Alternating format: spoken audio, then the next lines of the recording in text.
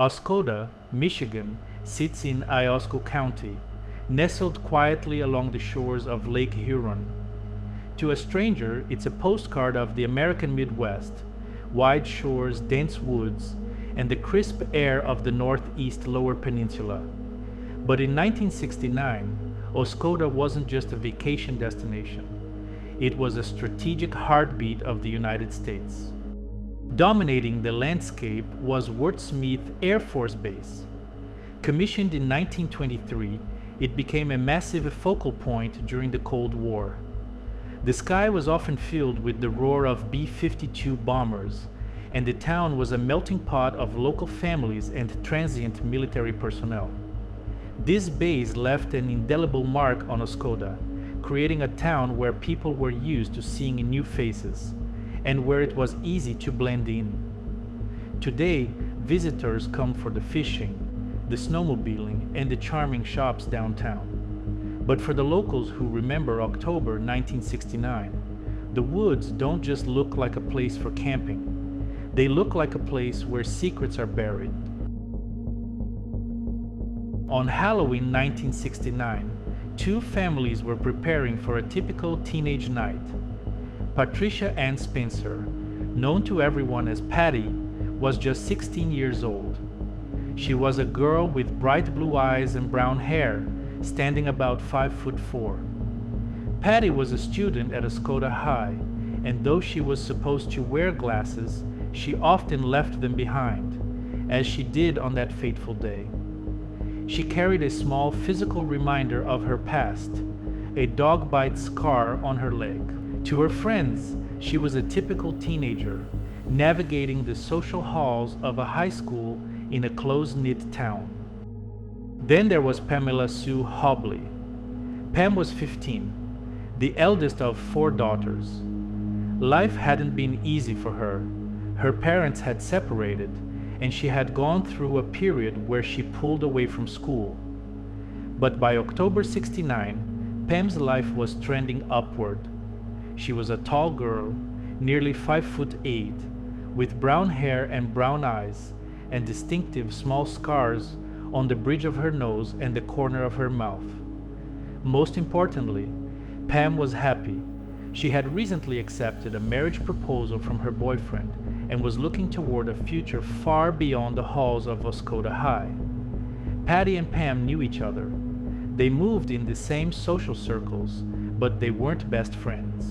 They were acquaintances, two girls caught in the same moment in time. Halloween fell on a Friday that year. The air was crisp, and the school was buzzing with the energy of homecoming. There was a football game scheduled for that evening, followed by a party everyone was talking about. But the day took a strange turn early on. A bomb threat was called into Oscoda High School.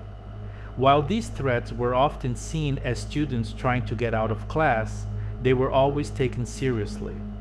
During the confusion following the threat, Patty and Pam did something unexpected. They signed out of school together. A classmate later recalled that the duo had even invited her to skip out with them. She declined, fearing the wrath of her parents. It was a decision that likely saved her life. The last confirmed sighting occurred around 2 p.m. The two girls were seen walking eastbound along East River Road, not far from the high school. Patty was dressed in a brown plaid skirt and sweater. Pam was wearing a distinctive white faux fur coat with brown trim. They were walking toward a destination only they knew.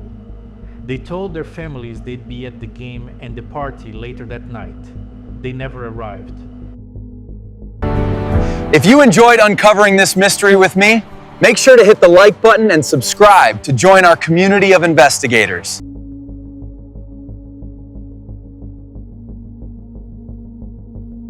When the girls didn't come home, the alarm was raised. But in 1969, the response to missing teenagers was tragically different than it is today. Law enforcement initially labeled them as runaways. It was a common, often lazy assumption of the era.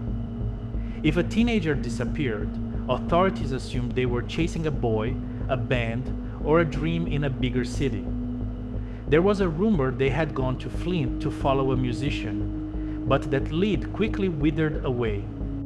The runaway theory made no sense to those who knew them. Pam was engaged and had no reason to leave her fiancé or her 3 sisters.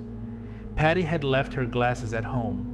She couldn't see well enough to navigate a new life in a city like Flint. Neither girl took extra clothes, money, or personal belongings.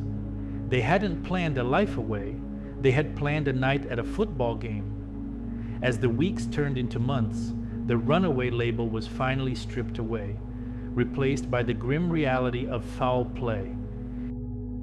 The questions that started in 1969 still haunt Oscoda County today. Did they hitch a ride with the wrong person? In a town with a massive Air Force Base, the transient population was huge. People came and went constantly. Could someone from the base have picked them up? Or was the predator someone more local? Decades have passed. Detective Lieutenant Richards of the Michigan State Police still handles the case, periodically revisiting the files. But there is a chilling word on the street in Oscoda. Many believe the person or people responsible for the disappearance of Patty and Pam never left. They believe the killer has lived among them for 50 years, watching the town change while the girls remain frozen in 1969. Patty would be 71 today. Pam would be 72. 2 lives, 2 futures, extinguished on a Halloween afternoon.